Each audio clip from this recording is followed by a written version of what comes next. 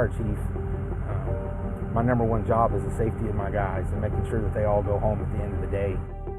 Learning from disaster. Earlier this month, we hit 6 years since the deadly West fertilizer plant explosion. KXAN investigators first showed you Williamson County's new technology that maps out worst-case scenarios for more than 250 facilities that store hazardous materials, and that includes ammonium nitrate. It's an effort to make sure first responders know what they're up against and who to evacuate first. But now KXAN investigator Aaron Cargile also reveals other recommendations from the federal agency that investigated the explosion have not been put into practice, which could put your community in danger. Well, Robert and Sydney, the goal is to make sure there's not another situation like West. However, in Texas, we found very few volunteer firefighters are specifically trained to handle this fertilizer. Across the state of Texas, in these counties, there are facilities storing over 10,000 pounds of the same type of explosive fertilizer. This number is based on the last study made public in 2013. Rural communities are typically served by volunteer firefighters. They are the ones most likely to come face to face with this dangerous scenario. With the entire country watching, a dozen first responders were laid to rest. Let their deeds serve as an inspiration for all of us to live lives of meaning. The West Volunteer Fire Department nearly wiped out in an explosion that's still top of mind in Williamson County's small town of Taylor.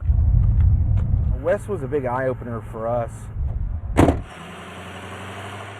because we have the same scenario here. You know, we're a rural county. Taylor's volunteer fire chief Billy Hughes says fertilizer-grade ammonium nitrate, also called FGAN, is a big deal in their farming community. Not only do we have a few of the mass storage sites in the area, we also have our individual farmers that keep it in their barns. You know, if this grass were to take off here, start running up the hill and get to that barn, we don't know what's inside that barn. That's what scares us.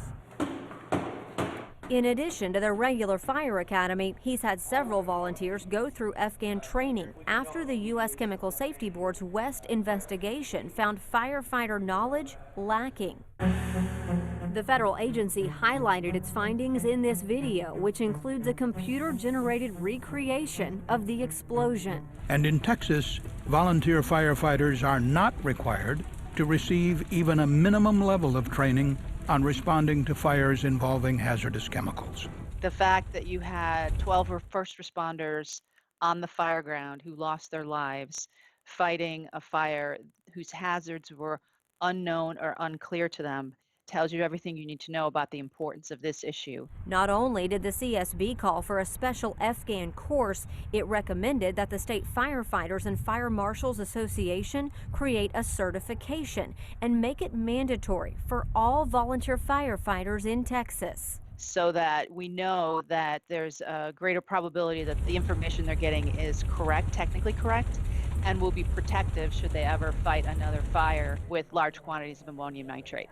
But so far, it's not happening. Why has your association not created a certification for FGAN training? There's a lot more to creating a certification other than just waving a magic wand and poof, you've got a certification. Chris Barron is the association's executive director. It has to go through validation and testing. It has to be created on a curriculum that's recognized by national standards. There's no other state, or there's not even a national level organization that has an FGAN certification, so Texas would have been the first state to create such. There is a free FGAN course. Texas A&M's extension agency, called TEACS, just started offering last year, but they say only 25 volunteer firefighters have taken it.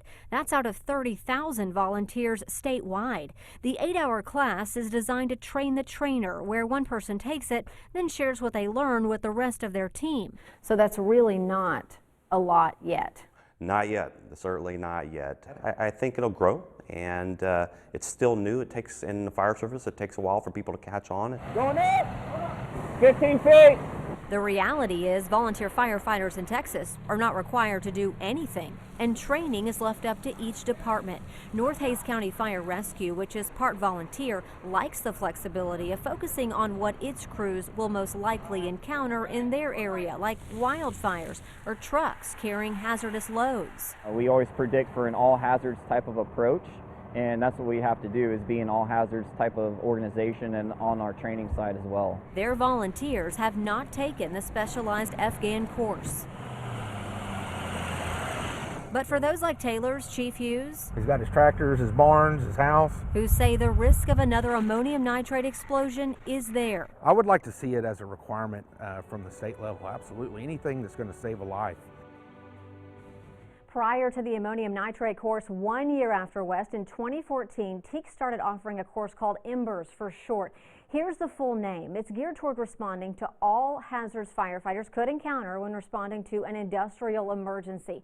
More volunteer firefighters have taken this course, just over 570 statewide, but still a long way from 30,000. The other big question, are there departments near fertilizer facilities who are not trained? The answer is yes. TEAC sent me a list of departments who've taken their FGAN course, which we've mapped out for you. If you scroll over the dots, the red means yes, they've taken it. The black dots are VFDs who have not sent someone to the training.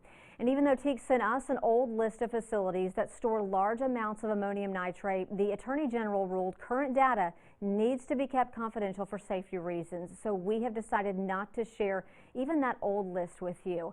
But you are able to access the map of VFDs with this story on KXAN.com to see if VFDs in your area are trained.